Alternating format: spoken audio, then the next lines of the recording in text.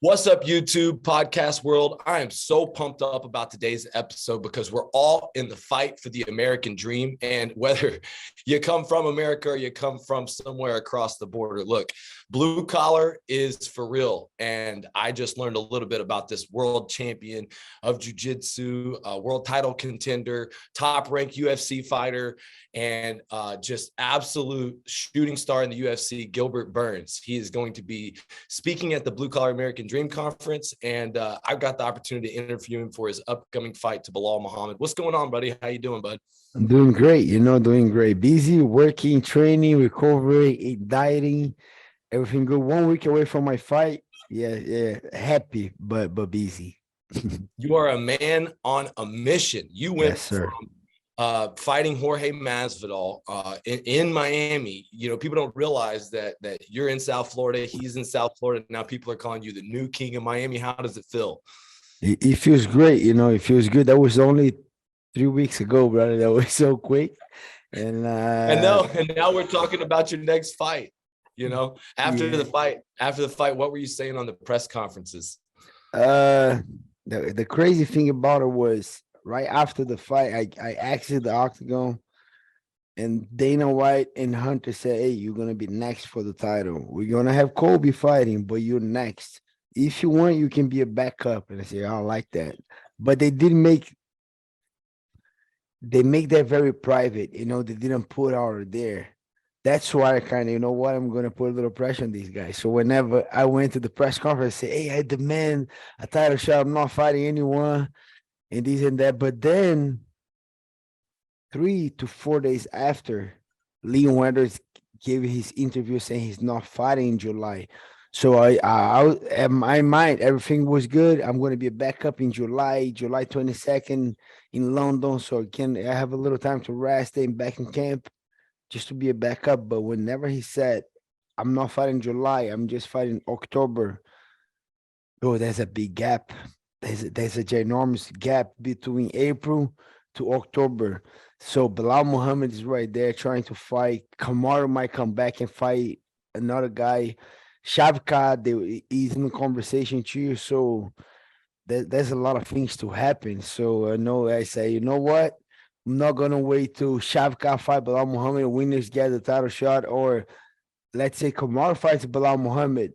Kamaru gets a win. Kobe goes and beat Leon Weathers. It's a rematch right there. Kobe and Kamaru say, you know what? I'm not gonna wait. I already told him I'm not gonna wait. And then I went to Mexico with my wife Wednesday, right after the fight. And then I saw that Charles Oliveira pulled out. And then I say, "Oh, that might be the opportunity. Let's keep the eyes on." And then Saturday, coming back from Tulum, from Mexico with the wife, I saw that Belal Muhammad called out Kobe to fight on that co-main event, UFC 288, May 6 in Newark. When I saw that tweet, I just like, I'm gonna tweet the same thing. I'm gonna call out Kobe, and then I reach out the whole UFC, and then they reach out back and they say, "Hey, we don't have the Kobe fight, but if you want, we have Belal Muhammad's fight." I say, "Done, let's do it." And that's the crazy thing that people don't got, Lee. That's the crazy thing because I'm on vacation mode. I just fought. I just beat Jorge Masvidal in Miami.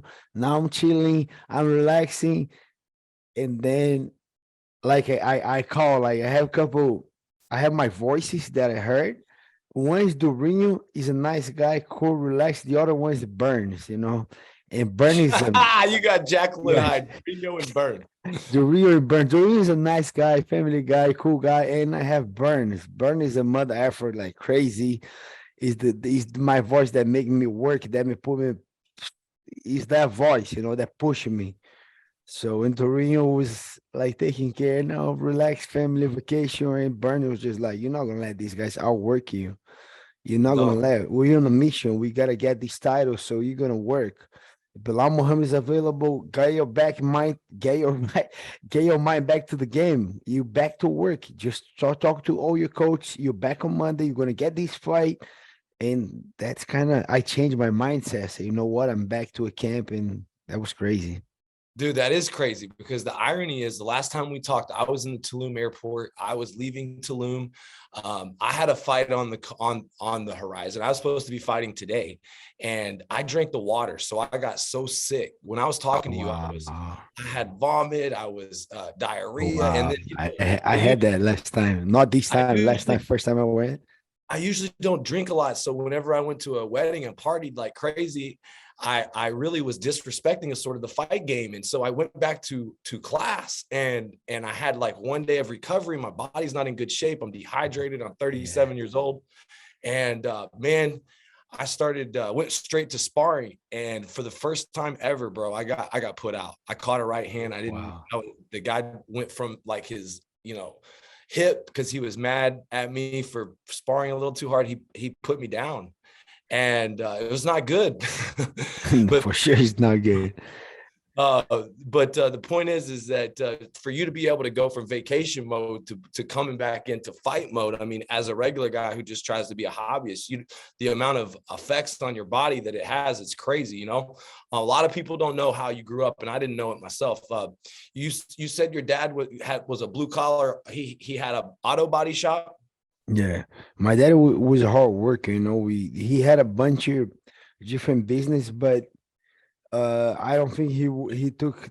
It is what it is. I'm not judging. I'm just kind of telling the facts that he wasn't the best at kind of demonstration, doing the like taking care of the money. We kind of sometimes we were broke, sometimes we make a little money. We're just expanding. So he went to have a shampoo company to break that company. That company was broke, and then car wash, and we work with him. Then was broke, and then we have a tires changing. We changed the tires, and that company broke after a little bit too.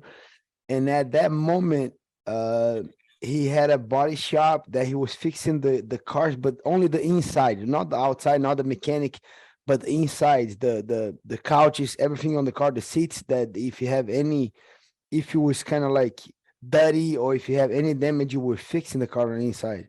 One of the clients was a jiu-jitsu coach, and he had the gi on the car. The gi was on the car with the belt, and I used to tell the story one way, the way I knew it, but then years after, my dad told the real story. So what happened was the jiu-jitsu coach would not pay for the service. He was just straight up not paying. So, and then my dad, but you got to give me something, you got to let my kids train you or something. But I thought was an exchanging. That's the story that my dad told me. Like, oh, you don't need to pay me, get my kids to train. But that wasn't the real story. Like, I think 2, 3 years ago, he told me the real story. The guy not the guy was Brazil, bro. Like the law is not that, it's not the He was best. not gonna It's a, pay. he said, I'm not paying, and that's it. And they almost get into a fight. And then my dad asked, hey, how about my kids training there? Oh, so my kids gonna train there. And for how long? For 3 months and this and that. And they got to a deal. And then we start training. And I remember that was one of the first lessons as a human that I remember that I got. For sure, I got little lessons as a kid, but I was 12 years old, and that was the one of the important lessons that I got. Like whenever I came back from that training, from the first session, I really like it. We enjoy. You have a lot of kids in there. We were playing. We were having fun. We were learning. We had a lot of energy, so we kind of focused a little bit, being more disciplined. And then when we got back, my dad asked me, my brothers, hey, how did you guys like the training? And I said, yeah, we like it. We learned how to fall, roll, armbar, this and that. That was fun. And he came at me, and I remember, like, I can close my eyes and I remember clear. I'm 36. I was 12 years old. That's 24 years ago. And I remember my dad is saying, if you really like it, make sure you work super hard and you become one of the best in this school, because you guys only have 3 months of free training of scholarship. After those 3 months, I don't have money. I can afford to pay. But if you guys do very good, I might ask the coach and they might keep you guys. But if you guys are not good, why he gonna keep you guys? So if you guys really like it, make sure you go every day and don't miss one class. Get early, help out, like do a hard work, try to be the best you can be. Otherwise, you guys are gonna miss it. And then we got there like right away. Okay, we got it. And then we start training super hard. Like that was crazy because we had to help with the cleanup before the class and after the class. And after 1 month, they had a competition. They put us on. We didn't have money. They paid the competition. My two brothers won. My younger brother and my older brother won. I lost in the finals. 1 month after, we had another competition. We all three won. And the other month, we had another competition. We did good again. And the guy chose to keep the scholarship, so we didn't have to pay. And then we never stopped. And that was the thing that we never stopped. That's how we started. How crazy it is. The family business too. I saw, I think your last brother's fight, you were there. He had an injury, you carried him out, and sometimes mixing family with business is hard. My wife is my partner, your brother's on your team, and your brother's been here with you from the very beginning. Yes. Can you talk a little bit about mixing family and business in your journey, along your journey? Yeah, for sure. My brother's been always there for me.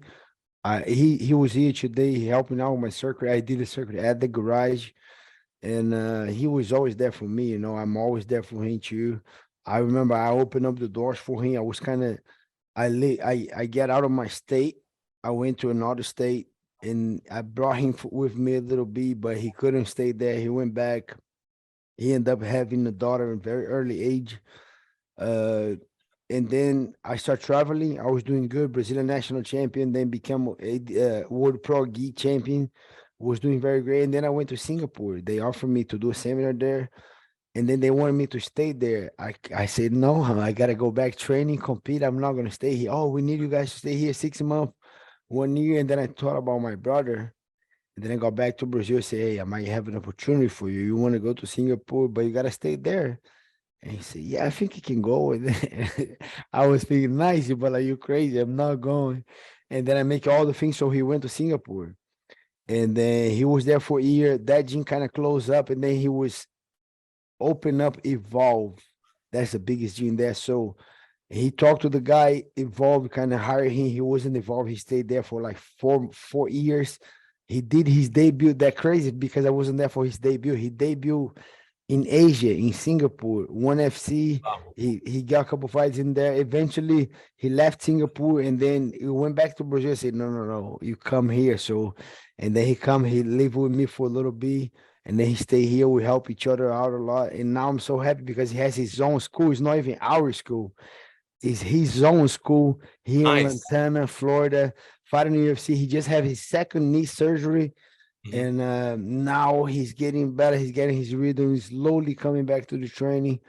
But yeah, very happy to have my brother here with me doing the family business. That's my younger brother, Herbert. My older brother is a Navy SEAL in Brazil, black belt in Jiu-Jitsu, black belt in Judo. My wife is freaking my number one support. She's a black belt in Jiu-Jitsu too.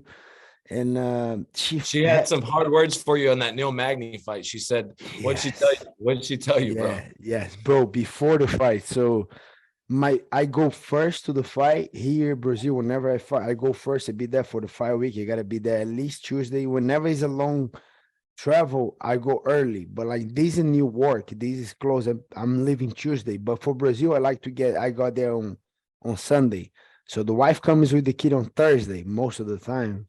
And she help out with the food, recovery after the weigh-ins and everything. And then the day of the fight, right? I do my little shakeout in the morning. I rest up. I do my training. I fix everything. I get ready. Do my visualization before I leave. But she came before she go to the arena. She go to the arena early. I have my time to go to the arena. She came to give me words to say bye to go to the arena. In Rio, bro, and she came and said, hey, we're going, say bye, let me do a prayer for you. She did a prayer for me. I gotta ask you something. And I say, what? I want you to fight smart. And I say, yeah, I'm going to. That's what I'm looking forward to. I don't want you to bang with this guy. And then I'm like, what do you mean? I'm gonna fight, whatever it takes. And then she said, no, you don't need to fight on this fight. I want you to take this guy down and submit him in the first round. And then I was just like, I was on the zone, like, you know what? I get to a war zone. If I need to do 3 rounds, I'm going to do 3 rounds. I'm already accepting that I might get hurt. I might break something. I might get cut. I might get knocked down. I accept that. The acceptance take a couple weeks for me to accept that. And then when she asked that, and then you crazy, I'm going to a war. But she make me promise her. She said, no, but you gotta promise me. And I said, no, you gotta promise me. And I said, okay, I promise you, I'm gonna take this guy down. I'm gonna submit him. And then I promise, but I'm not, it's my wife, she's my number one. I'm not gonna lie to her. I'm not gonna, if I did a promise, I'm gonna try at my best Look, to I call honor my that. wife my warden. She keeps me in line. She's my That's the business partner. same. It's crazy, man. So it's funny you say that because like as a fighter, I kind of am like in business. I'm a baby in the game. I started at 35 and I get a little emotional with it. And one thing about the fight against Khamzat is like, dude, I feel like you did more damage. I know that, he had more control or whatever. The reality is that I met you after that fight. You were being really hard on yourself. And, I heard you in another interview talk about how you talk to some other people, that you respect other winners. You talked to, I guess, Henry Cejudo. Did he say something about being too hard on yourself or something like that? I picked that up. Yeah, I talked to Henry Cejudo, I talked to Vitor Belfort, I talked to other great fighters that give me good advice. And the best things that they told me, he said, don't two things that I do that I learned, and it's still hard when I lose. I do go hard on myself. But first thing that I do that my coach Greg Jones told me is treat yourself as you're your best friend. Think about your best friend. Like your best friend right now, he just lost. You're gonna try to encourage the guy, hey bro, keep your head up, you're freaking hard worker, let's try to take the lesson. So that's the first thing that I do to myself. I treat myself as my best friend, so I don't for sure still wanna I want to understand the decisions that I made, but I don't go too heavy on myself. I treat myself as my best friend. And I go to the lessons, like I ask myself, what do I have to learn from these? What was the lesson? Sometimes it's patience, is sometimes I gotta go to war, but I don't need to get a lot of damage. So my defense gotta get better. I cannot show a lot of emotions. I cannot, like, whenever I knock him down, I try to kick him in the head, and that will be like a DQ immediately. So those are emotional things that I on the know. time right there, I really want to hit the guy on that. I was in a war. I really want, and I felt I was so mad that I missed. Well, he got you at the end of the round one time, and he pushed you because he was he fucking pushed pissed. me. Yeah, you had him so fucking rattled, dude. And honestly, so many people in the UFC have fucked up judges. I thought for sure, like, you could have fucking been given that fight. But either way, dude, you came out that again, close, okay, and you had those lessons in the fucking cage. I saw them. You fought under control differently. And in that last round, I mean, you let it go a little bit, and you probably could have just destroyed him. But then right at the end, you said you kind of took that more, calculated, sure approach. That wasn't on purpose, or is that what made you do that? It was in the moment because I remember on the Kamaru's fight too, it got too emotional. On the Hamza fight, it got too emotional. I was trying to finish, kind of. But with George, two things. First of all, I want to control my emotion. I want to control my emotion. That was one thing that I have. I'm not gonna get emotional. Card's gonna be crazy. That guy is he's a little dirty. He sometimes he fakes that he's hurt, and just to get you with the left hook. So I'm not gonna get in. I'm just gonna be in control of myself. It doesn't matter what he does. Doesn't matter if he's hurt, if he's not. I'm just gonna control myself, because I remember instead of try to kick Hams out on the head. If I maybe go to a guillotine or maybe go to a grappling decision or maybe step back and throw another punch, I might could finish the fight. Kamaru too, when Kamaru was hurt, I just got crazy trying to finish. And with George, I think there was a lot of mature. I matured so much going to that fight because whenever George was hurt, I fainted a little bit, I moved, and the guy's still there. I saw he's kind of showing me the left hook. I say, "Oh, you're still there. I'm not gonna fall on that." And I kept moving, kept a good distance, boom, boom, punch it, but get out of distance, punch it again, move, staying relaxed, even though he was hurt. But sometimes the guy's hurt, like badly hurt. You can feel it. He just cover up. But sometimes we hurt, but we kind of hurt, but we seen everything, like kind of waiting to throw a big shot. And then I say, oh, he's not that hurt. He's hurt, but he's still in the fight. So I think that was a big approach that I took a little bit more. I learned those lessons on Kamara's fight, on Hansa fight. I execute on this fight. That's one of the things that I like the most on George fight was a lot of lessons that I picked on the way, and I was able to execute on that fight. I think it's crazy. A lot of people don't understand the dynamic because, you know, Usman works out inside of the gym.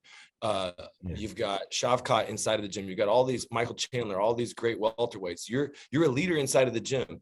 So, you know, you're lifting people up. You're showing up to other people's corners, but at the same time, everybody's in it to win it for themselves. How do you manage, you know, being a leader and, you know, everybody's individual emotions? Like, you know, it's a business. So, you know, I'm sure that basically you're out there trying to get more good fighters into your gym. How do people, because I notice everyone's comments are that you are the best to work with, that you're a good coach, that you're a good leader, that you support everybody. And I guess, how do you balance that? And what do you think makes a good leader? I think the way I see, I'm here on the earth, right? I'm here to make a difference, you know, to make a positive impact. And the positive impact is not just me, you know, for sure. I have my own career, my own goals, my own family, my own things that I want to accomplish, that I want to conquer. But I'm not here on this world just for me, you know. And I see a lot of experience that I have. I still want to get better for sure, but I have a lot of experience. It's gonna be next year is gonna be 10 years that I'm on the UFC. I have over 20 fights on the UFC. That's gonna be my 21st fight in the UFC. I have so many jiu-jitsu tournaments all over the world, Asia, Europe, everywhere, Brazil. And I have so much competition experience that I know I can share with these guys. Eventually they might become a competitor. I might compete against these guys in the future, but I know I can make a positive change in those guys' life, not even in the business, not even in the UFC, but as a person, control more your emotions, make a better decision. You on the fight business, there's a freaking chaos. If you calm during the chaos, like your business, with the storm coming, it's not that you're happy for the destruction, but you happy, not happy, no one getting hurt, none of that, but it's a great opportunity for your business. So with that being said, you gotta be calm during the day. You gotta have your strategy. You gotta, you know, you're gonna have a lot of work. But it's the same thing with the fight business. Whenever that chaos is in there, if you calm and you make the right decision, bro, is a key. And I see a lot of these fighters, like I know I can help them a little bit to understand a little bit more. So I think that's a little bit of the leadership that I want to be. You know, I don't wanna kind of like a chicken. I don't want to keep you under my wings, but I want Buddy, I'm you. telling you, it's the way you walk, buddy. That's why I invited you to Yeah, speak at the event. That's why I'm excited that you were yeah, open to doing a for seminar. sure. And you know, my friend Ben is our friend. He got paralyzed in a jiu-jitsu Yeah, accident, and we met after the Kamzat fight. But you know, I was watching your YouTube, and Brandon Allen was talking about how you carry yourself as a man, how you carry yourself in training, how you carry yourself in a fight. And I think that's everything in leadership. You know, a lot of things in order to get to where you need to go, you had to make some changes. So what are the changes with yes. lifestyle that you've made recently so that you could do these things, fight this much, make this next title run? I mean, what are some of the changes that Yeah. you made? I can name a bunch of changes that I did. I start cold plunging every freaking day in the morning, first thing in the morning. They help a lot of that help a lot my body, but mentally, sometimes it's freaky. Florida is great weather, but sometimes I wake up, it's rainy, sometimes it's so cold, and I gotta do it anyways. And I commit with myself. I didn't commit with no one else, but I commit with me. And even sometimes it's not easy. I'm gonna do it, but I procrastinated for like 5, 10 minutes. But I'm not giving more than 5, 10 minutes with that conversation. No, I'm gonna do it. I'm just like shit. Let's see if the rain stops. Like I give you like 2 minutes, but I'm gonna do anyways, you know, and I do it every single day. Another thing that I did, I start. eating anything with added sugar. Anything that I saw added sugar, I don't eat. I don't drink. I don't do it. And those two things changed my whole body. My body doesn't get inflamed. I don't get float. I don't get big. Mhm. Like my cardio change. Like a lot of little things change, and being a little bit more commit with my sleep. Way more commit with my sleep. Whenever it's time to sleep, I take my phone out.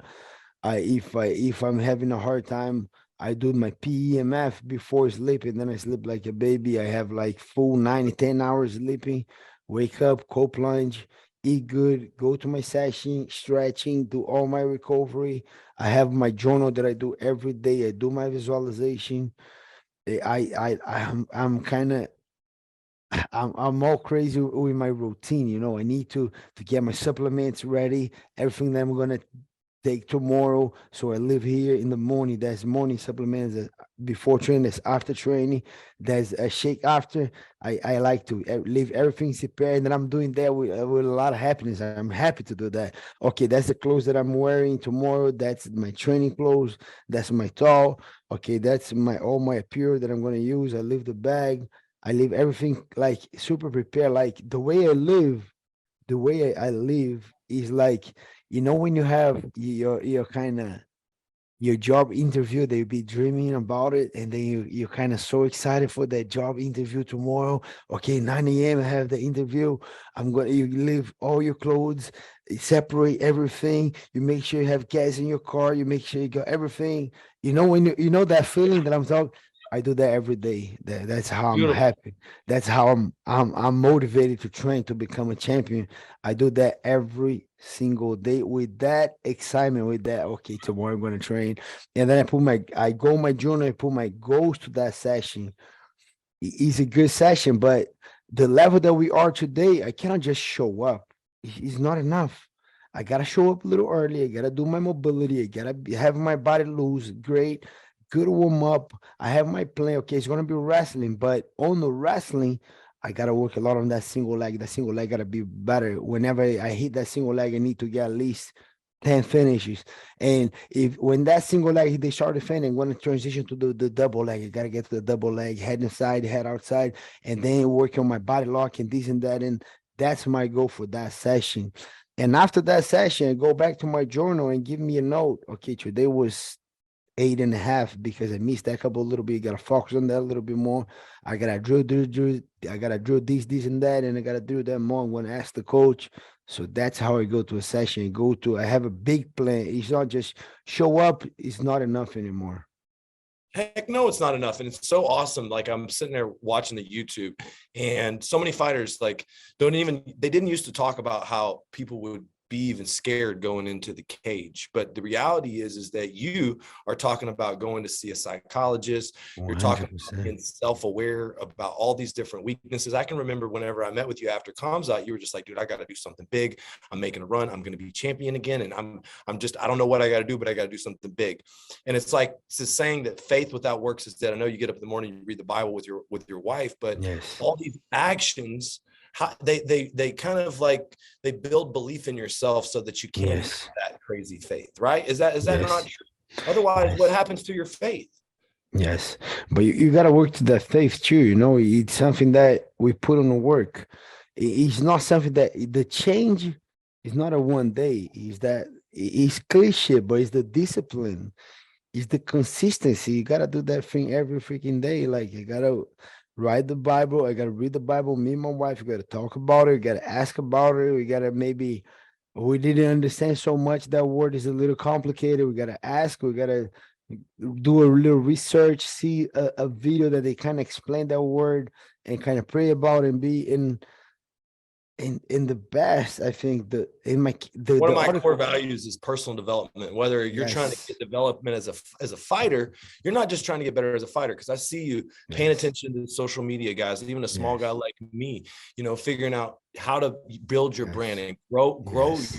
your moment in the sun. And so, you know, it's like working with Cosmo, him being a coach, and my coach Yes. I'm so excited about my blue collar guys who aren't in good shape, who have strong businesses, but that do watch the UFC. And I want to invite them to get off of the sidelines and just put yourself in an environment, even as a hobbyist, to work out with you and Cosmo. And as much as you love to help, like a fighter learn the business, when you teach a regular person how to do jujitsu, what do you love most about teaching people how to fight? What I love most about teaching people how to fight, I like it because it's a lot of lessons related to business, related to a lot of things, the hustle, the repetition, the grinding, the consistency. It's the jiu-jitsu lessons you can apply to a lot of business lessons, like I just think the fighting is for a lot of people, for sure, not for everybody, but for a lot of more people. And in the core of relationship, get smashed a little bit and be okay with being smashed. I'm a fighter. I don't win every fight. I don't win every session. I would love to, maybe not, because we got to take those lessons, No, I mean, we got to take those lessons. I personally had somebody really hurt in my last fight. And just like you said, a cornered hog that could catch you with a right hand is dangerous. And I'm an emotional fighter. And, Cosmo said after the fight, he's like, Lee, you just have to learn to, and they told me be controlled aggression. But the thing is for me, I like putting myself in an uncomfortable moment like that. I don't care. And you talked a lot about like worst case scenario. And I think if people in business did this more often, see, one of my friends wrote a book and he basically said, he put the seed in my head to want to do a cage fight. And he's like, dude, you have to accept the worst case scenario. I heard you talking about that.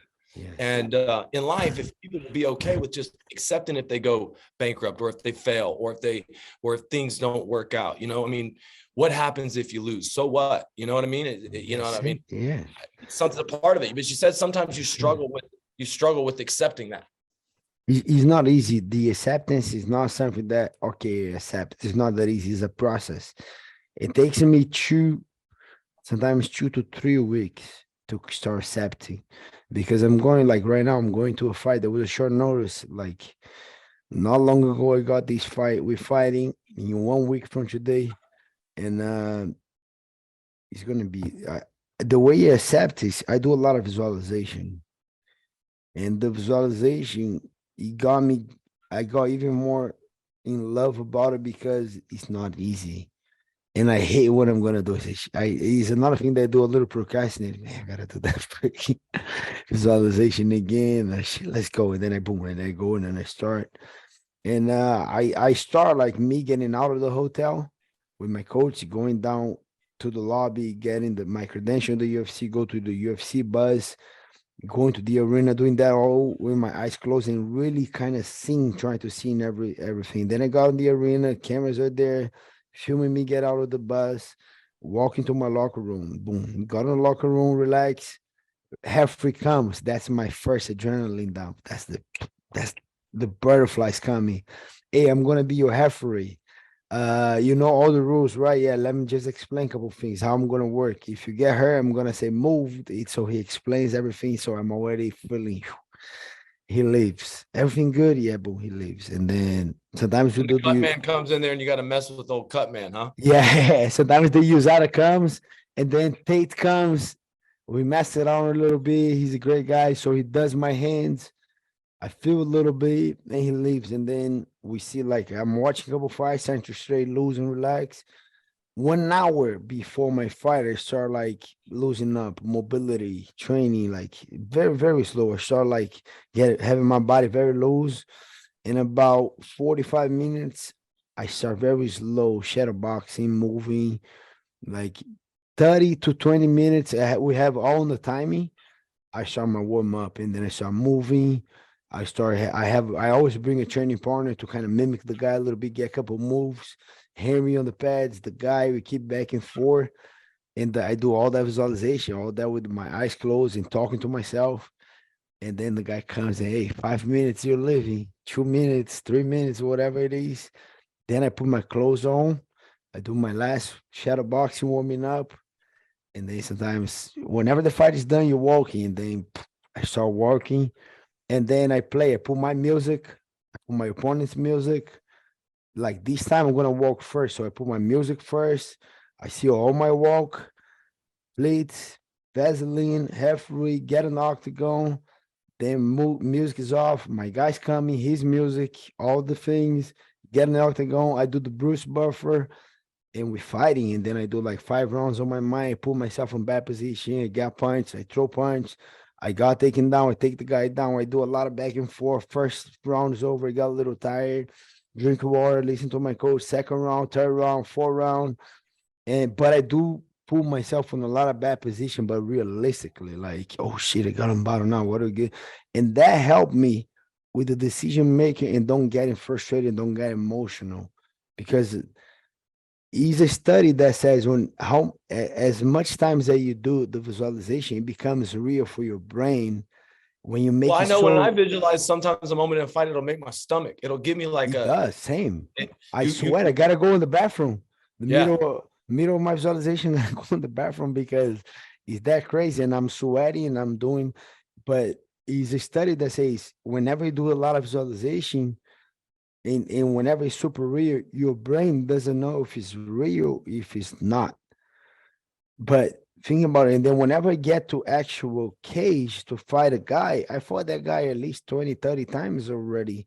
So, and I got knocked down, I got cut, I got punched, I got knee, I got body, I got tired.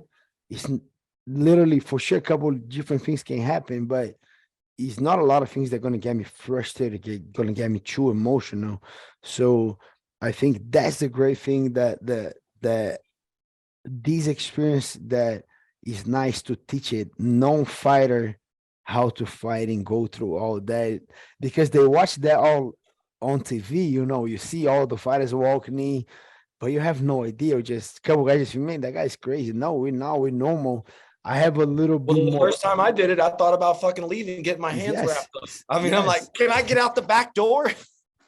But if let me share something with you that every time that I walk into a fight that I start walking, sometimes we will start walking all the way to the back, but sometimes we have a curtain that we start walking. Every time that I start walking, like I said, I have Durinho, the nice guy, on this ear, and I have Burns, the bad guy, on my right ear.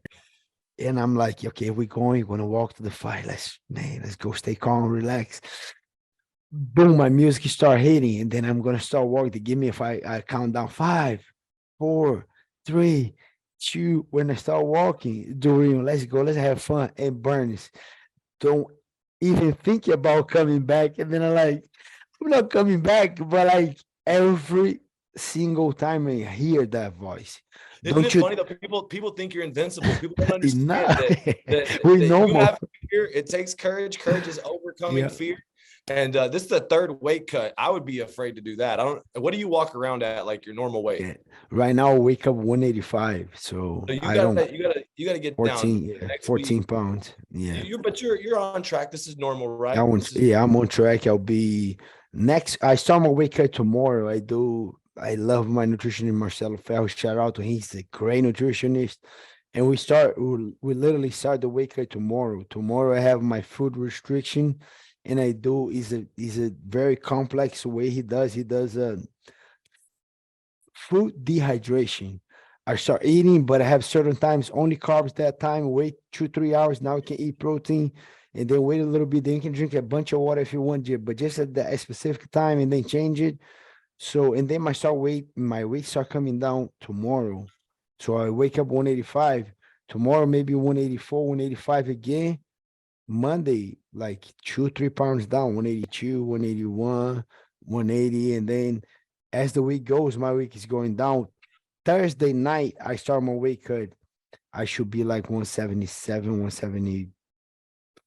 you know, I was watching Uncle Chael, and he was talking about Crazy, changing crazy. the rules. And old Belal, of course, didn't want to lose all the weight. He said, short notice. You said, hell no, this is going to be a welterweight contender fight. Well, what was your thoughts on that?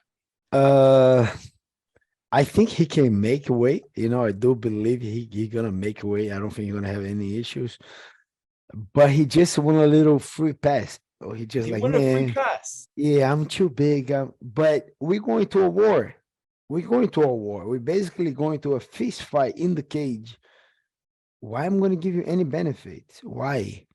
That's a fight business, brother. That's if you in a business with another guy and the guy trying to get a discount and you know the guy got money, it's a fight business. You're not gonna give the guy no, that's the price, like what do you mean? The guy trying, he just trying to get a little bit extra advantage on you. You're not gonna give. I'm gonna give on a fight business. No, No my guy. advantage. I changed my whole, like I said, no added sugar, cold plunge every day, eating better, sleeping better, doing everything to perform better. Now I'm gonna give you a free pass, bro. It's no way, brother. And No. And and Uncle Chell was talking about how, he wanted 5 rounds, you both wanted 5 rounds. And usually, somebody that's worried about a weight cut shouldn't be like trying no, to use their cardio as a weapon against yeah. Dorino. That I don't know what he's thinking, my guy. I don't know if you know something that I don't know, No, I but think you said something really interesting. Okay. Like, there was some shit talking going on a little bit, not too much, but he and you said, I have to focus on what I can control. And a lot of times in business and my people, they have things going on outside that they can't control, but they have the things they can. And I love the analogy. And can you kind of share with me like what you shared yeah. before? I learned that technique and they helped me so much because I'm the kind of guy that I try to control everything that I can and sometimes things that I can't. And that was getting my head like I'm so freaking organized. Like if I show you my even my closet is everything like on the right place. I'm like that crazy with these. So I try to be as organized as I can.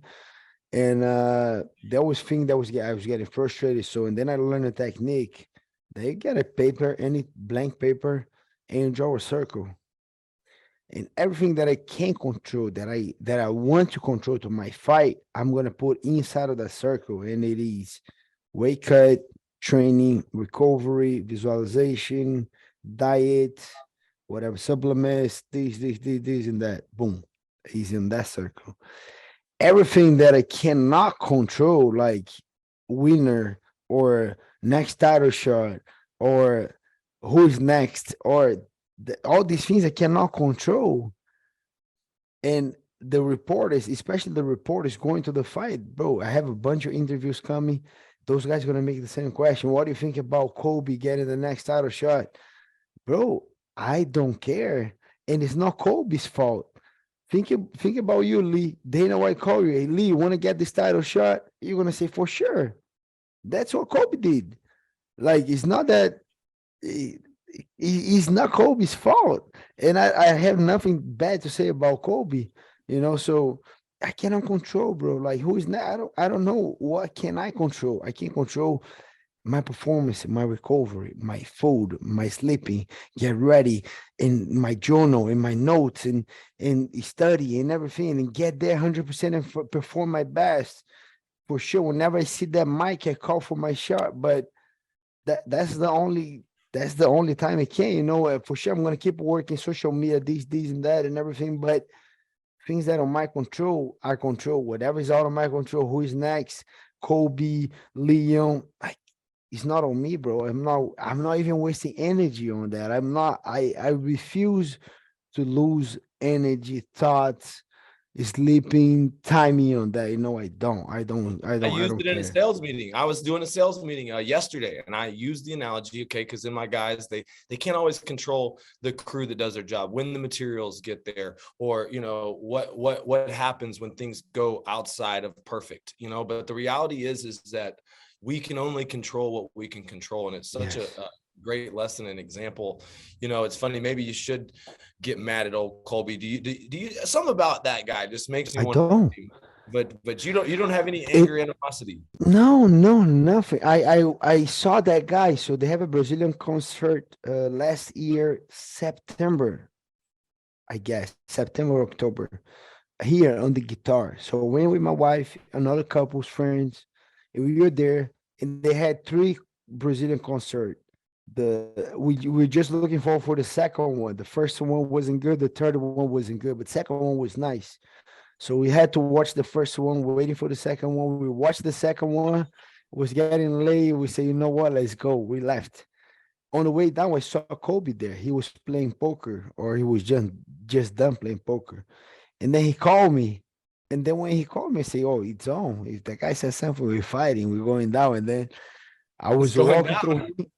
I was walking towards him, ready to, like, if he says something, I'm gonna fight, you know. So I'm not I'm not that type of guy that I'm gonna start a confrontation and a fight. But if you start one with you then, or touch But you, I'm not the guy that I'm gonna run you, you know. So if I'm here, the guy called me, I'm a man. I'm gonna talk to him. We'll see.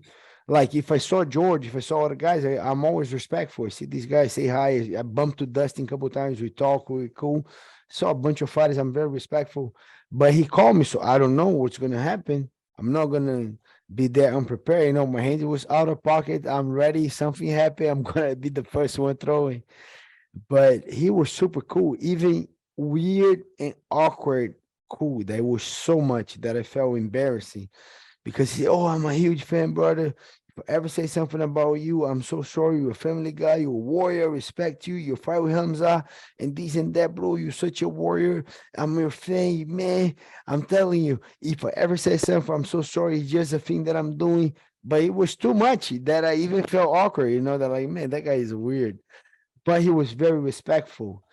And when I asked Robbie Lawler, Nick Lynch, they were former teammates with him. They say, bro, the guy's cool like that. You know, he just, I don't know, that when the camera comes, he yeah, go he's got. crazy. I like his career was not going too well till he picked the fight with all of Brazil. Yeah. But then he made that persona, you know. But I heard he's a very nice guy, super respectful. That's why too. I don't have nothing against the guy. If I don't agree, I'm gonna be me. It don't matter what. But if you have to change a little bit, it's on you, bro. I cannot. Again, I cannot control that. So you do you, I do me. I don't care. I don't have nothing against you. And I hope we fight. I still want to fight him, but inside of the cage. But again, whenever they offer him the title shot, bro, anyone would accept. If I'm telling you, if they call Cosmo right now, hey It's such an Cosmo, odd position to be in because you've already fought one of your friends. Kamaro trains in your gym. I mean, I yeah. can't imagine what that feels like. He's inside the gym. It's part of the gym's culture. Now you're fighting each other. And I'm sure that that was one of the toughest moments to be that close Yes. to your life's goal. I mean, was that sort of like the hardest moment in It your was career? very hard. The hardest part was not even fighting Kamaru. Was fighting Kamaru was already hard. I was a little bit overconfident because I used to train with him a lot. I kind of know a lot about him. I didn't respect the other way around. I didn't respect that he knows a lot about me too. And I was over. I kind of underestimated the guy a little bit. But the hardest part wasn't What the fighting power? Did Kamaru. you underestimate his power? What was it? I underestimate everything because Everything. we used to grapple a lot, and I used to get him a lot of submissions. And I thought, there's no way I'm not gonna catch this guy with something. I'm gonna put my mindset was I'm gonna put so much pressure on the guy in the beginning that I'm gonna hit him. I'm gonna hit that guy super hard. He gotta shoot. Whenever he shoot, I'm taking the neck, or I'm taking the leg or the arm or anything. And I was kind of telling myself, like I did before, I'm gonna do it again.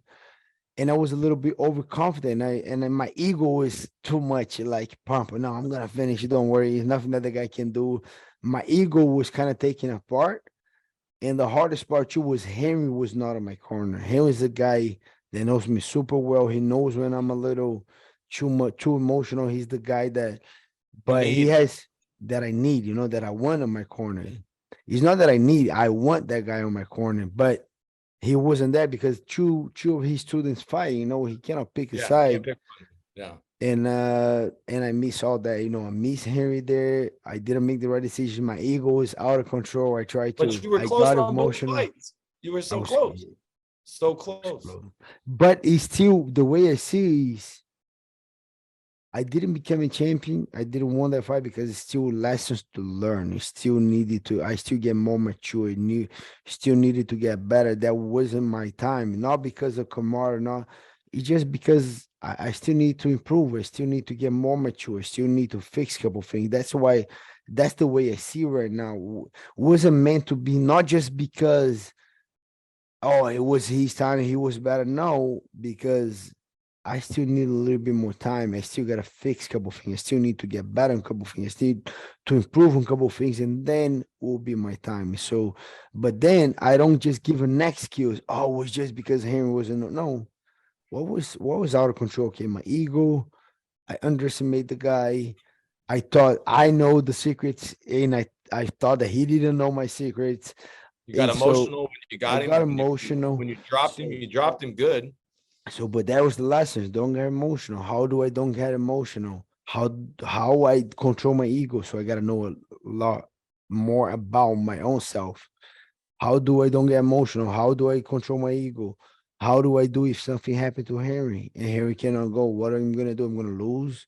No, what Henry does that helps me that I need to see myself, like, and then I start asking those questions and digging deep to get those lessons, you know. Well, tell me, because I'm a coach to my guys, and they look at me like competition. Some of the contractors are scared to hire me because they're afraid I'm gonna whoop their ass. But I mean, not in business, not in Yeah. reality. You know what I mean? Same thing. But what makes a good coach like Henry? What's one of the qualities that make him a good coach? I think the experience that he gave to us, like that guy has 111 fights. Mhm. He won 60, he won a bunch of those. I think he won almost 100 of those, but 64 by stoppages, like by knockout, by body shot, by everything. So more than half, more than 50%, he finished the fight. So he's a finisher. He gave me a lot of calm and like I have other coaches that I don't like to bring on my corner because they don't because the fight is a freaking chaos, right? Sometimes the arena they are loud, they crazy, they booing or they celebrating, they go crazy. And I still gotta listen to my coaches as I'm fighting. But they don't need to be screaming, give me crazy uh uh uh a way to go, you know. Emotional kind of fight advice, like they're in the Yes. middle of the fight. They need to give me a great advice. And I love hearing because whenever I'm listening to him. He's just saying basic stuff. Keep your hands up, move. Yeah, see, he just missed that shot. Keep going. The 1-2 is there. These punches, that technique is there. And he kind of fighted with me. And then I like when the guy's kind of going with me. I think the See, and I think leadership, that's so much, yeah, so he's still much a what leadership. Yeah, he's still a leadership. He's not kind of telling me what do. He's kind of showing me what to do a little bit. It's different. He's not that guy that is at home and say, hey, you go to war, kill these 4 guys for me. No, the way I feel he's coming with me in the fight. Hey, look, now go to this side, go to that side. Look, George only have this, and this. When we go into the third round, he look at me and say, bro, the guy has enough on you. You're having fun or what? Start having fun right now. And then I start laughing when you see my break in the second round before third round, you see that I start laughing on the corner. I was happy there because he kind of showed me that hey, the guy's nothing for you, bro. Third round already. Now he's done. Like so, but the way that I feel with Henry, he don't point me and tell me the way. He kind of show me the way. I don't know if that makes sense, Josh. He's like that I leader love it, that bro. I know exactly what you mean you because know, right? Cosmo's not like he's a coach that basically if you want it and you come to him, he's going to give it to you, but he's not going to Yes. shove it down your throat. And tonight Yes. he's coaching 3 of my buddies in the corner, and it's funny to watch him because he gets really nervous when his students are in there fighting and stuff. But it's pretty cool to see like someone in your perspective at the top of the game, but still be so willing to accept influence from your coaches, from For sure. psychologists, from your wife, from your For brother, sure. and even from regular crazy For guys sure. that just come across your path, trying to learn from everybody. And that's the Yes. spirit of our conference, the Blue Collar American Dream Conference. This idea that Gilbert would get on the mats with us and do a For sure. jujitsu lesson, an MMA lesson. This is like a way for us to kind of like get to know each other, get comfortable.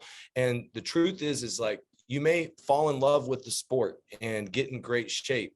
I will tell you, Yes. it's helped me a lot with self-awareness. And as you sit here and talk, I realize that, this stuff that you do, like writing down your goals and your intentions, like how important is this journaling to writing down and getting all this stuff out of your head? Has this been an important part of it?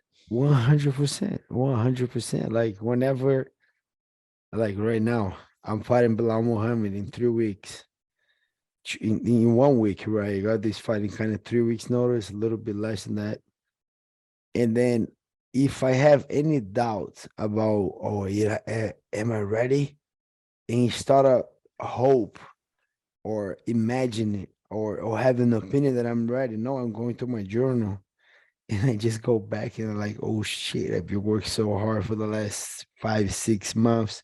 For the last 5 months, I worked super hard. 4 months, 3 months, 1 month. Oh shit, last week. I'm in a great shape, bro. I'm gonna beat this guy. Like I'm ready. It's just a confirmation if I have to, because everything is in there. And the great thing is my mind is to be super busy, doing a lot of things, thinking about everything. I just I have a great head space when I put everything, I wrote everything down. My Mm. mind's clean again. And it gives me more, I'm more creative when I'm training because nothing on my head. And whenever I'm fighting, it's gonna be a chaos when you're fighting. The arena sometimes is gonna be super loud. You might get hurt, you might get dizzy. You know what? One of the most important things you need when you're fighting, you need a good headspace. You need clean mind to make the right decision, especially if you get cut, if the guy's super slippery, if the guy hits you very hard, the guy hits harder than you ever imagined. Man, the guy hits super hard. Everything was clean. I'm kind of feeling the punch a little bit. But if your mind's clean and you're not getting frustrated and you can make the right decision, you can listen properly to your coaches, you can see it's way easier to make a decision. But if your head is full, if you're having a fight with your girlfriend, you went out yesterday, you wasn't at home, and then she call you and your buddies call, oh, your girl was out yesterday, and your mind is now thinking about that, and you didn't have a good weight cut, and you eat so bad, and you're not feeling good, and your stomach hurts, and then you gotta go to a fight. It's a lot on your head. You still might be able to maybe land one punch and finish it, but if not, if the guy is freaking strong in the first round and you start getting tired and you look at the guy going to the second round, the guy's jumping, looking very fresh and like, holy shit, I'm getting tired. Man, and that's a fight. That's a two fights. You're fighting your head and you're fighting the guy. And let me tell you what, two fights is harder to win than one fight. You Mm. cannot fight your own self. You Mm. need a good headspace going to a fight. It's already a fight. Don't make it two fights. Don't try Mm. to prove a point. Oh, I gotta beat this guy because he said whatever he said. Don't fight with your own head. Fight one fight at a time. Don't fight two fights in business either, guys. The truth is you got to put your oxygen mask on first. For me, the fitness, it helps me battle the demons. Going to jujitsu class, it helps me like have something that I can look forward to, be a little afraid of. And then Yes. really sometimes I need to be humbled. Sometimes I need to be put in my place. And, the Yes. reality is like all these things that you talk about, so many contractors in my space, blue collar entrepreneurs, they're successful, they make money, but they struggle. They drink too much. They party too much. They're successful one day, then they're a hole the next because they don't keep clean mind space. And so that's why I invited you to speak, brother. You have so much to add under the surface to people. And it goes way beyond, just getting into the cage and fighting. And that's why I really want to invite everybody watching this to come really get to know Gilbert. I think you said something like you really get to know somebody when you like train with them. How do you really Yes. get to know somebody? When I train with him, when I feel the energy, when I feel the guy, sometimes I put the guy in a good position and I can see the ego going. I can see the guy feeling good about it. But then I've been there so long, I can be okay in a bad position. But now I'm gonna put you in a bad position, and let's see how you're gonna react. And then I'm gonna put a lot of pressure on you. I'm gonna put my shoulder on your stomach, and then I'm gonna pressure, and that's gonna feel uncomfortable. Let's see how you're gonna feel. And then sometimes you get a little afraid of, but be afraid is okay.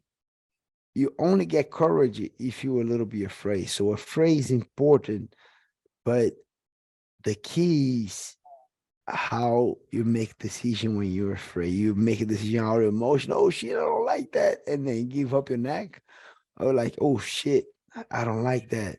It's uncomfortable, but let's figure out a way to get out. Let's try to open space. Let's try this. Okay, it's working. Okay, it's not working anymore. Let's try the other side. That's a smart way to get out of pressure, not just Yeah, one jujitsu Freak in out. business. Yeah. You start to do 5 different things at one time to get out of the position, then you're screwed. But if you start one at a time, One addressing at a the time. issues, Don't freak out. Don't freak out. Relax. you know, Take a and deep that's breath. why I want to invite everybody. So I don't know if you know, but Ben's putting together an 8-man no gi grappling tournament. We're giving away $25,000. We hope to get some big names. Wagner's coming. Nice. Giancarlo Bodini Cool. coming. Wow, that's nice. So one of my students is Muhammad Ali, who was an ADCC guy. He fought I know on Muhammad. I know all these guys. Those guys are all beasts. He's fighting striking though. He's gonna fight striking, and I'm gonna get ready. I don't know what I'm gonna do. Of course, my students would love to see you put that pressure on me and make me choke out. Let's do it. Let's do it. That would be cool. I'm ready for it. I'm all in. I want to be a part of that. I'm all in. Let's Look, do man, it. and that's what I love most, man. Is you're a family guy. You want to be a part of this journey, and so I'm so excited to have you at my event. It's September 1st through 3rd, guys. If you want to join us at the conference, I'm gonna leave the link in the comments. It's the bluecollarconference.com. But my coach Cosmo Alexander, he's also going to be teaching Muay Thai at the seminar. It's optional. The fight night is for a good cause. We're going to be raising money. Last year we raised money for Folds of Honor, but it's like we're all in a fight for our American dream. There's going to be adversity. It's going to be how you deliver calm in the chaos and mental headspace. It's important, and the representation of the workout is that's an important way for me to get mental headspace. That's why I wanted to invite you and there's been Kamara there, Dustin's been there, Jorge's been there, but I'm really excited about the family side of it that you bring to the table that really none of and the idea is that with us being in South Florida and having the opportunity, I'm really excited about this chance. And so hopefully I'm ready, dude. I think I'm gonna do my first MMA fight. I'm looking Let's do it. I'm looking for an opponent. So Nice. the reality is that last year getting my hand raised, Dustin was there, Jocko was there. I'm like, dude, I made money at the event, but you can't put a dollar amount on getting your hand raised. That's the best feeling. It's the best feeling. That's why people are like, man, you're doing a cage fight. Yes. And it has to be something about the paydays getting better. Okay. The paydays must have to be something to do with it, right? That's you, but the arms raising, brother, is the best feeling. Like everything you like all the sacrifice, everything it's worth, and the arms are raised. And it's stupid thing, is a little thing. But it's not stupid. I felt so stupid because I had my son. What I mean? But it's just these. But it's just these.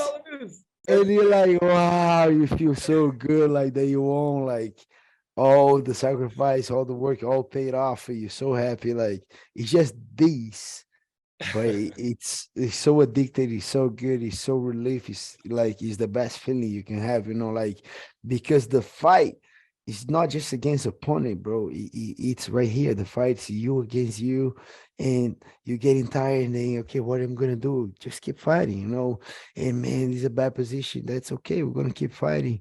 And it's you against your own thoughts. That's the fight. For sure, we have an opponent in there. But the fight, the enemy, if you break down, the enemy is in me. That's you against you. That's the enemy, like it's you against you. And whenever you overcome you just get better, more about yourself. You win that battle. You kind of get a little more, you can do a little bit more. Like I got 3 fights in 5 months. I know I can do it. Like after this fight, I know I can do it. Everything goes my way. I know I can do it. I for sure can do a little better. If for any reason in a couple months they call me again, all this manifestation, you started saying, I want to be active this year. I want to fight a lot this year. What happened? I'm so happy that everything happened, but I'm very happy because I'm ready for it. That's because sometimes we pray, we ask, we want, we dream, but we're not ready, right? We do, please, I want to make that money. But whenever you make, you're not ready. We expend everything. Oh, I want that job. I want that girl. I want this car. But sometimes we're not ready to receive that blast. Sometimes we're not ready. I'm so thankful. I'm so happy because I'm ready. I work so hard for it. I changed a lot of my habits. And I just think I'm going to break records right there, like 3 fights in 5 months. And I think Cowboy Cerrone, a lot of guys did that before, but they never did against ranked opponents. They were never top 5 people. So I'm so happy like to kind of break that record, and it's not a book record. I'm breaking my own record. Like I'm Well, fighting look at this guy Jorge. He made his own for me. belt. Okay, you are the new BMF of Miami, and you're Yes. the guy that is the anytime, any place. You should get the anytime, any place belt. Yes. But the best things I'm doing for me, for sure the belt for sure. But I'm very happy that I know I'm breaking my own record. I'm doing better than I think. I'm doing the things that I asked to do it. I remember this year in Rio on the post conference saying, I want to be busy. I want to fight anyone. I'll fight that guy. I'll fight the other guy. I'll fight, give me a title shot. I'm not asking. I want to earn. I'm just asking for a job, for work. Give me a fight. I'm going to fight. And everything that I ask, it happened. For George now fighting Belal, beating Belal. I'm the number one contender. I'm fighting for the title. So I'm on that It's mission. happening, man. You ready? You ready for this work? Ready. And we'll be there, man. Ready. I'll be cheering for you guys. You got to follow Gilbert on Instagram, on YouTube. He's been dropping just ridiculous vlogs. A lot of the like behind the scenes stuff I picked up from a lot of stuff he's been sharing on the YouTube, guys. And if you can see mindset, business, fitness, it's not just fighting. And I'm telling you, there's a lot to learn from him when it comes to fighting. So I'm pumped to learn about all that. And so if y'all want to join us, look, this conference is for regular entrepreneurs. It's for people that are in roofing, contracting, solar. But the reality is, guys, we're going to fight for our American dream. We service America's homes. We fix big problems, big paychecks. And look, sometimes we have to fight. We have to fight insurance companies, banks, customers. We have to fight our own families sometimes to just, get out there. Family business is not easy. I'm in business. And the reality is, guys, come here and you will start with a transformation. Watching these guys fight in the cage, I was on the outside, and a lot of times you got to be the man in the arena. That guy gets in there and risks it all, and he's not worried about the outcome. Like he said, you accept the worst case scenario, and then everything's okay. So, man, Gilbert, thank you so much for doing this. This was really long and a lot longer than I expected. Yeah. So good. I mean, I listened to a lot of the interviews you do, and there was a lot of the same questions, but this one, we went a little bit deeper. And so I think it was good, man. And I think you have a big future as a speaker and as an influencer. And I'm honored to be on your team and want to do it for a long term, buddy. Thank you. I'm so excited for September 1st. I cannot wait to share everything that I can with you guys, and to add a little bit, if what I'm saying can help you guys, I'm so excited that it can help a lot of people. Like I said, I'm here on my own journey, but I don't think we on this earth to just do our own self. We got to kind of help each other, grow each other, make each other better. And I'm excited for September 1st. Hope I can add a lot. Even if that means you're helping somebody that could potentially stand against the cage from you, you still got to help them and be ready to go to war anytime, any place, anybody. All right, guys, those are the lessons from Burns and Dorino. We got two instructors here. All right. Thank you, Gilbert. I appreciate it. Enjoy your weekend, bud. Thank you. Appreciate you, brother. Have a good one.